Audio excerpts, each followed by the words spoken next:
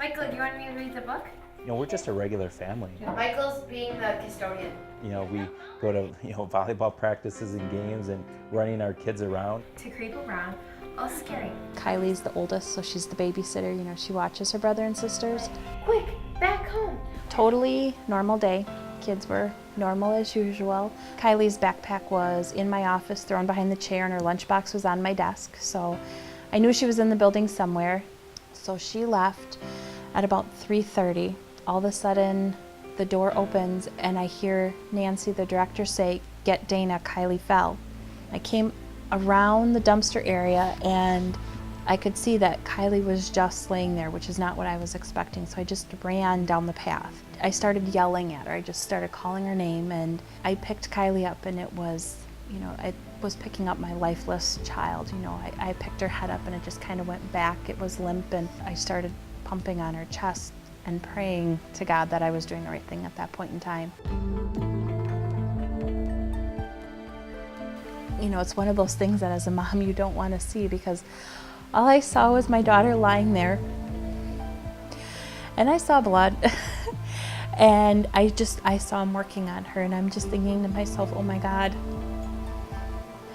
how can this be happening? This is not a kid who, that this should be happening to. I had like 12 or 13, missed calls. She just said, "I want you to know, Kylie fell." And I just remember I asked her, "Is she breathing?" Because I knew that if she was breathing, her heart was okay. And she said, "Well, she's kind of gasping." And at that moment, I knew it was super serious. I could just remember just feeling panic and, wanting to make sure everything was okay. An ASD or an atrial septal defect is essentially a hole between the two top chambers of the heart. It's typically not a heart problem that we think of that causes somebody to have an arrest. And it wasn't until about 10 o'clock that night that the doctors at Children's came and they said, "Your daughter has a hole in her heart." This kid she's strong. How does this happen to somebody who's seemingly healthy? It wasn't until they told us how big the hole in our heart was that caused the heart attack. But it was when the doctors came in with the MRI results that said, there is some damage to her brain, was the point that I really broke down. We weren't sure how it was going to go with Kylie at first because of how long she had been down and how long resuscitation was. It wasn't just her heart that had gotten clots, but also her brain had some small clots in there. And so what they explained to us was that the trauma to her brain was kind of like a really bad concussion. So the same type of protocols that they were doing with somebody who has concussion is what they were doing for Kylie as well.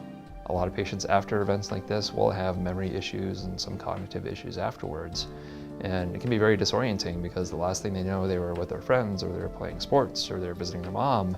And the next thing you know, they're in a strange place with all these strange people around with bright lights and noises and machines, and they're not sure what happened in that intervening time. I don't remember any of it.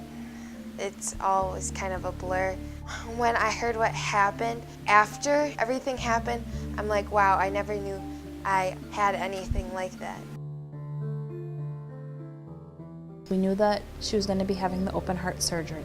And then on Monday the 25th, she had open heart surgery. So she went back to ICU for a night. Because I didn't want it to happen. I didn't know how bad it was going to hurt. But then after having surgery, I'm like, I didn't feel that.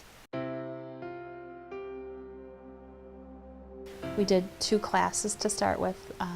So she would go for 2 classes a day, and we tried that for like a week or so, and then went up to 3 classes. And that's how she finished the school year, was just 3 classes a day. And I was just worried for her of what was going to happen. But ultimately, we know that she's in a good school. She's got really, really good teachers, and they've been so supportive that it brought a level of comfort. I missed being with my friends and playing sports and doing things with my friends and being active.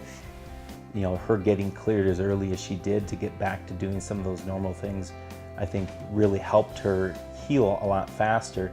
Just knowing that she could go to volleyball, she could go to Girl Scout camp, and she could do all the things that she liked to do, I think really helped her. I think probably the most important reason to know CPR is just you don't know when you're going to need it, number one. and who you're going to save or help in the long run. The only reason that Kylie had as good of an outcome as she did is because she got very prompt and very good CPR from initially her mom and then later the first responders that came and relieved her. I think if she hadn't gotten the CPR that she did, then there's a good chance she may not have made it to the hospital. And if she had made it to the hospital, there's a good chance that she would have had sort of devastating neurologic injury. The only reason that she is back to her normal Kylie self is because she got timely CPR when this event happened. One thing is, I want everybody to get CPR trained because it could save somebody's life.